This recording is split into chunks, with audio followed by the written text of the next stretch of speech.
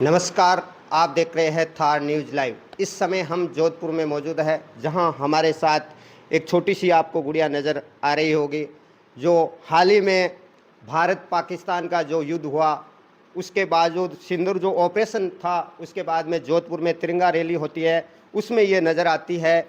इन्होंने रावण रचिता शिव तांडव स्तोत्र का सुनाती है। देश और विदेश में होता है और इनसे जानते हैं कि आपने ये शिव स्तोत्र पाठ है जो कैसे सीखा, इसके बारे में। ये तो नहीं पता कि मैंने ये कैसे सीखा। मेरी मतलब जो शब्द मैं नहीं बोल पाती हूँ उसको मम्मा तोड़ देती है। जैसे ये शब्द है विज्रम फणाम रघुव्रतम, तो ये जो शब्द है इसको मम्मा ने तोड़ दिया था मेरे लिए इजी करने के लिए। तो जब मैं इसको फ्लो में बोलने लग गई तब मेरी मम्मा ने इसको वापस जोड़ दिया कि अब तो इसको पूरा बोल। तो ऐसे मैं इनको बोल पाती हूँ। तो आपने जाना कि इन्होंने अपनी मम्मी और पापा से ये सारा सीखा और इन्होंने जब शिव स्तोत्रम पाठ किया और वहाँ पे जो इन्होंने अपनी एक भारतीय संस्कृति का जो परचम लहराया, वो अपने आप में एक महत्वपूर्ण रहा। और आपसे और जानते हैं कि आप और जैसे अपनी मम्मी पापा से जो सीखा है, तो आप उसके बारे में हमें कुछ बताइए। और इस मैं आपको सुंदर कांड का एक दोहा सुनाती हूँ। ब्रह्म अस्त्र तहि साधा कपिमन कीन विचार, जो न ब्रह्मस्त्र मानहु महिमा मिटहि अपार। इसका मतलब जब रावण का बेटा खुद हनुमान जी को हराने आया, इंद्रजीत हराने आए, जब इंद्रजीत रावण के बेटा इंद्रजीत हनुमान जी को हराने आए, तो हनुमान जी को हराने के लिए इंद्रजीत ने बहुत कोशिश करी, पर हनुमान जी तो नहीं हारे क्योंकि वो तो बलवान थे। फिर इंद्रजीत ने ब्रह्मास्त्र निकाला, ब्रह्मा जी का अस्त्र।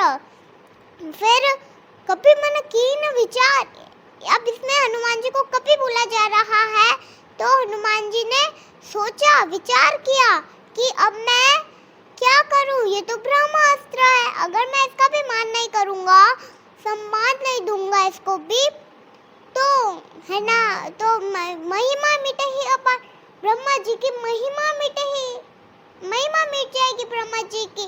तो हनुमान जी हाथ जोड़ करके खड़े हो जाते हैं। फिर इंद्रजीत रावण को उस ब्रह्मास्त्र से बांधकर रावण की सभा में लाते हैं। फिर है ना, जो हनुमान जी पर सब हंसने लग जाता है कि देखा कोई ताकतवर नहीं है, ये तो कोई ताकतवर नहीं है। फिर सब हंसने लगते हैं, तो हनुमान जी हंसते हैं और वो बोलते हैं कि आप ऐसा मत समझना, मैं ब्रह्मास्त्र को भी तोड़ सकता था, पर मैं भी ब्रह्मा जी का एक पुत्र हूँ, इसलिए मैंने इसको सम्मान दिया। तो फिर वो हाथ जोड़कर खड़े होते हैं, तो है ना, सब हंसने लग जाता है। फिर हनुमान जी मन में बोलते हैं कि हे प्रभु, अब मैं इससे बनकर ब्रह्मास्त्र से यहाँ तक तो आ चुका हूँ रावण की सभा में, पर अब मैं इसको तोड़ रहा हूँ। और हनुमान जी जैसे ही हाथ यूं करते हैं वो टूट जाता है, सब हैरान में हो जाता है, रावण भी हैरान में हो जाता है। रावण मन में बोलता है कि यार ये कोई ऐसा वैसा वानर नहीं है, पर वो बाहर इसलिए नहीं बोलता क्योंकि उसको पता होता है अगर मैंने ये बोल दिया तो मेरा वार नहीं होगा भगवान से, और मुझे अपना वार करवाना है ताकि मैं अपने भगवान के चरणों में वापस जाऊं। ये इसका मीनिंग था।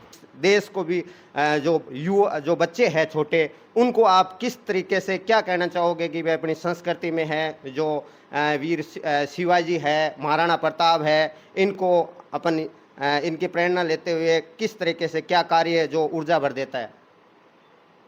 मेरे मम्मा डैडू से मैंने बहुत कुछ सीखा।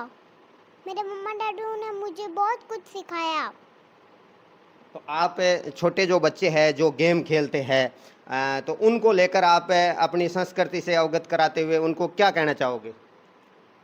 कि मम्मा डैडू का रिस्पेक्ट करो, मतलब आपके घर में जो भी बड़ा है उनका रिस्पेक्ट करो, और फ़ोन मत चलाओ, टीवी मत देखो।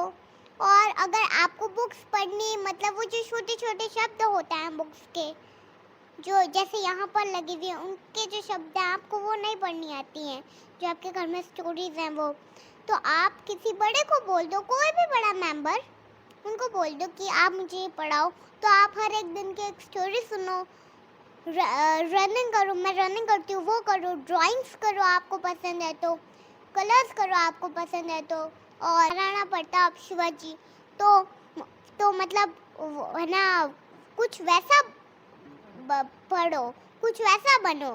तो आपने इनसे जाना कि इन्होंने जब बताया कि अपने जो वीर महाराणा प्रताप है, शिवाजी है, स्वामी विवेकानंद है, उनको पढ़ो, उनसे प्रेरणा लेके आगे बढ़ो। तो यही इन्होंने मैसेज दिया है कि छोटे बच्चे हैं तो सबसे बड़ा जो योगदान है इनके माता पिता का इनके साथ रहा। इनसे भी जानते हैं कि आप इनको लेकर क्या कहना चाहोगे। जैसे अपने भारतीय संस्कृति का आपने बहुत अच्छा जो आज इनके माध्यम से देश और दुनिया और भारत को जो आपने एक इनके माध्यम से प्रेरणा, जो आज देश की प्रेरणा बन चुकी है, और भी लोगों के लिए आप क्या किस तरीके से बच्चे का पालन पोषण को लेकर किस तरीके से इस भारत को जैसे आज के युग में जो ज़रूरत है उसके बारे में बताएं।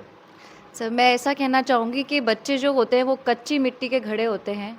वो आप उनको जैसे ढालोगे, जैसे उनको आप बनाना चाहोगे वो वैसा बन जाएगा। हमारा जो भारतीय जो हमारी संस्कृति है, इसमें जो हमारा हिंदू धर्म है, सनातन धर्म, उसमें इतना कुछ है। मतलब अगर आप उस सागर में अगर एक बार आप गोता लगाएँ, तो ये तय है कि आपके हाथ पे कुछ ना कुछ मोती ज़रूर निकलेंगे आपके। और अगर आप उन चीज़ों का को इकट्ठा करके अपने बच्चों में उनको धीरे-धीरे डालने की कोशिश करें, संस्कार के रूप में, कोई अच्छी मॉरल वैल्यूज़ के रूप में, तो आने वाला समय भारत के लिए बहुत उज्ज्वल है, बच्चों के लिए बहुत उज्ज्वल है। और साथ ही बच्चों के लिए नहीं, जो उसका परिवार है, जिसमें कई सारे फैमिली मेंबर्स हैं, हमारे माता-पिता हैं, उनके ग्रैंड पेरेंट्स हैं, उन सब के लिए भी बहुत उज्ज्वल है, क्योंकि बच्चा सिर्फ अकेला नहीं होता है, पूरा परिवार उसके पीछे होता है।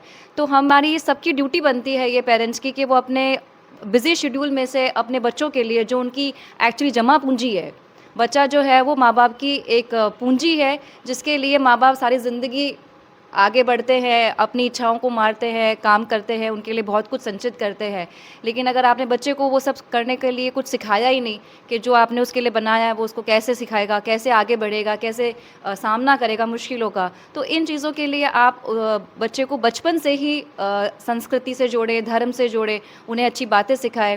आप गीता पढ़ें जो 18 अध्याय की है, आप भागवत पढ़ें, उनमें बहुत कुछ है। तो आप में ये प्रेरणा आपके माध्यम से इसने प्रेरणा आई और लगातार आपने प्रैक्टिकल जो कार्य है उस पर आप में ये प्रेरणा कहाँ से मिली? सर, मेरे में ये मैं मानती हूँ कि जो मेरे माता पिता हैं उनसे आई, उनके अंदर उनके माता पिता से आई। जैसे मेरे नाना जी पंडित थे, मेरी नानी भागवत हमेशा पढ़ती थी अपनी मंडली के अंदर, तो मैं मानती हूँ उनसे मेरे माता पिता में आई, और मेरी मदर से मुझ में आई। जैसे मेरी मदर इन लॉ हैं, इसकी दादी, तो उनका मतलब वो, उनको बस पता लगना चाहिए कि इस मंदिर में आज भागवत का पाठ होने वाला है, वो अपना सारा काम समय से पहले पूरा करके वहाँ पहुँचती हैं, वो उसको मिस नहीं करती। तो ये हमारे जो घर के बड़े हैं, ये उनके संस्कार हैं, ये उनके पुण्य कर्म हैं कि जिनकी वजह से आज हम में वो चीज़ आई है, और हमारे थ्रू हमारे बच्चों में जा रही है। और अगर हम इन्हें कुछ देंगे तो हम ये मानते हैं कि आने वाली पीढ़ियाँ भी इस चीज़ को आगे आगे बढ़ाती जाएगी। आपसे एक बात और जानना चाहेंगे कि जैसे ये जो कर्म का भारतीय संस्कृति कर्म में इसमें बहुत बड़ा रोल रहता है नित्य कर्म को लेकर, तो इसमें फिर आपको ज़्यादा जैसे नित्य इनका जैसे उठना है, जैसे दिनचर्या के बारे में है, तो उसके बारे में रेगुलर कंटिन्यू उस तरीके से कर्म करना, एक सिर्फ शिक्षा देना नहीं, उसमें उस भी कोई क्या महत्व रहते हैं? सर, जैसे बच्चा टीवी के लिए ज़िद करता है, बच्चा फ़ोन के लिए ज़िद करता है, घूमने के लिए ज़िद करता है, आप बच्चे की सारी ज़िद पूरी ना करके आप ये डिसाइड करें कि मुझे बच्चे को क्या सही दिशा में उसको आगे बढ़ाना है। अगर उसको टीवी भी दिखानी है तो कितने मिनट दिखानी है, टीवी में क्या देखना है जो उसकी मानसिक सेहत के लिए अच्छा है, जो परिवार के लिए अच्छा है, उसे कितना पढ़ाना है। तो आप अगर बच्चे का शेड्यूल तय कर दें, जैसे एग्जाम्पल के लिए बच्चा कार्टून देखता है, तो जो कार्टून देखेगा वैसा ही सोचेगा, उसके लिए वही सुपरमैन बनेगा, वही सुपर हीरो बनेगा, जैसे स्पाइडरमैन है। लेकिन अगर छोटे बच्चे को आपने हनुमान जी के बारे में कुछ बताया, जैसे मेरी बच्ची के लिए सुपर हीरो हनुमान जी हैं, तो आप बच्चे को जो दिखाएंगे बच्चा उसको मान लेगा। ये खाली दिमाग है, इसको हम जैसे चाहें, जितना चाहें, जो चाहें उसमें वो भर सकते हैं। और ये इतना इतना थोड़ा थोड़ा रोज़ आप बच्चे में डालें तो वो ज़रूर बच्चा सीख पाएगा। तो इसमें इन्होंने बताया कि टाइम टेबल का हर एक बच्चा क्या देखता है उस पे आपको हर चीज़ में एक मुख्य ध्यान, पूरी हर एक चीज़ में मूवमेंट में ध्यान रखना पड़ेगा। और इनके पिताश्री है उनसे भी जानते हैं कि आप जो इनका आज भारत के लिए ये प्रेरणादायक है, तो आप इस तरीके से और भी मैसेज क्या देना चाहोगे, इसको लेकर बताइए। मैं सबसे पहले निवेदन करना चाहूँगा कि जो भी आज बच्चे बड़े हो रहे हैं, उनकी माता का जो सबसे इम्पोर्टेंट रोल है उनकी लाइफ में, पिता से भी बढ़ के। पिता फाइनेंशियल जो कमर्शियल एक्टिविटीज़ है उसमें इन्वॉल्व रहता है, और मदर का ये रोल रहता है, विटल रोल रहता है कि उसको वो क्या सीख रहा है। तो सबसे पहले अगर इसका आप मुझे किसी को श्रेय देना चाहते हैं तो वो इसकी माता को है कि इसकी मदर ने इसको अच्छी संस्कार दिए। साथ ही साथ पिता का भी ये रोल है कि वो भी अपना समय दें और अपने देश के बारे में, महापुरुषों के बारे में, ये देश कैसे आज़ाद हुआ, कितना संघर्ष हमने किया है, तब हम आज आराम से चैन की सांस ले पा रहे हैं। और आगे हमारा भविष्य क्या है, क्योंकि हम अपने बच्चों को अपने देश का भविष्य मानते हैं। जब हम छोटे थे तो हमें यही सिखाया गया था कि आप देश का भविष्य हो, आप जितना डिसिप्लिन से रहोगे, आपकी जितनी मतलब त्याग की भावना होगी इस देश के लिए, तो इस देश के लिए अच्छा होगा। तो इस देश के निर्माण के लिए, इस पूरे राष्ट्र के निर्माण के लिए आपको अपने बच्चे को अच्छे संस्कार देने और उसके साथ में इस देश के बारे में बताना कि इस देश की महानता क्या है। और हमारी जो संस्कृति है, सनातन संस्कृति, उसकी विशेषता है कि वो हमें ये सिखाती है कि जन्मभूमि सर्वोपरि, जन्मभूमि में जहाँ हमने जन्म लिया है उसके प्रति हमारे जो दायित्व है हम सबसे पहले उनका निर्वहन करें।